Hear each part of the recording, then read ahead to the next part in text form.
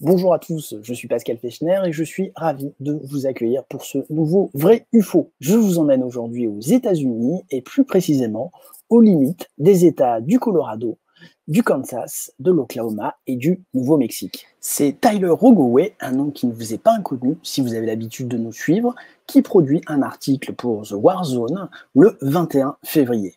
Avec un titre accrocheur, un avion de ligne a rencontré un objet cylindrique rapide non identifié au-dessus du Nouveau-Mexique. Le Nouveau-Mexique, c'est Corona, lieu du célèbre site où des débris ont été récoltés par le fermier Brazel et un certain Jesse Marcel au début du mois de juillet 1947. Et le Nouveau-Mexique, c'est aussi, bien sûr, Roswell, qui a abrité la 509e, mais c'est une autre histoire, et ce n'est pas le sujet qui nous intéresse aujourd'hui. Le vol AAL 2292, un Airbus A320, a décollé de Cincinnati en fin de matinée, et il se rend à Phoenix, en Arizona. Il est 13h passées et le commandant de bord va essayer d'entrer en contact avec la tour de contrôle d'Albuquerque avec cette question. Écoutez ce son.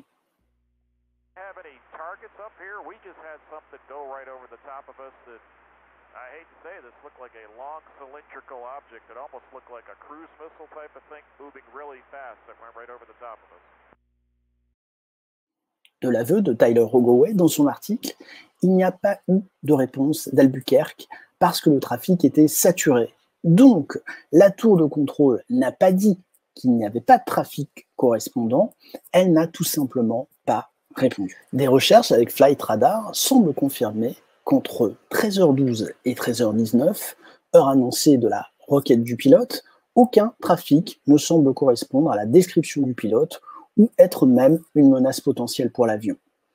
La question à se poser étant, l'heure est-elle la bonne? Le pilote a-t-il demandé immédiatement à la tour de contrôle ou a-t-il pris quelques instants, échange avec son copilote, avant de dire au contrôleur aérien qu'il pensait avoir été survolé par un missile?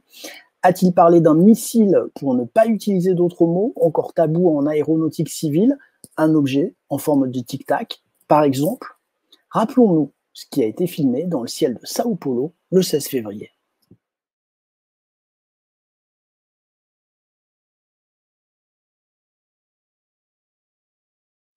Bref, peut-on envisager que la rencontre ne se soit pas produite à 13h19, mais quelques minutes auparavant? Le site UFO of Interest va rapidement mettre en avant la thèse de Mike West, célèbre débunker américain, qui évoque le vol LJ-60. L'hypothèse tient-elle la route?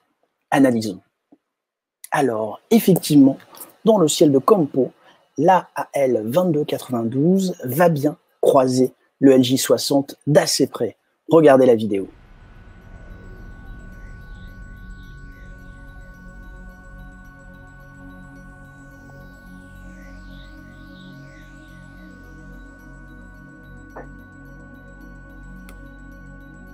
À ce moment, l'AAL 2292 est à 10 973 mètres d'altitude. Sa vitesse est de 720 km/h. Le LJ-60, lui, est à 12 497 mètres et sa vitesse est de 926 km/h. Et il survole bien l'Airbus. Peut-on envisager que le pilote ait été surpris par cet avion et par son fuselage très acéré? L'hypothèse doit être prise en compte. Il manque un élément primordial, crucial, essentiel, le témoignage du pilote. De nombreux médias vont reprendre la nouvelle, Fox News par exemple, qui indique qu'American Airlines confirme la transmission, mais renvoie les journalistes vers le FBI. L'armée, de son côté, confirme également ne pas avoir tiré de missile. En France, c'est CNews qui reprend l'info et qui évoque bien l'hypothèse de Mike West. Une hypothèse qui, disons-le, tient quand même très bien la route et qui retient toute notre attention.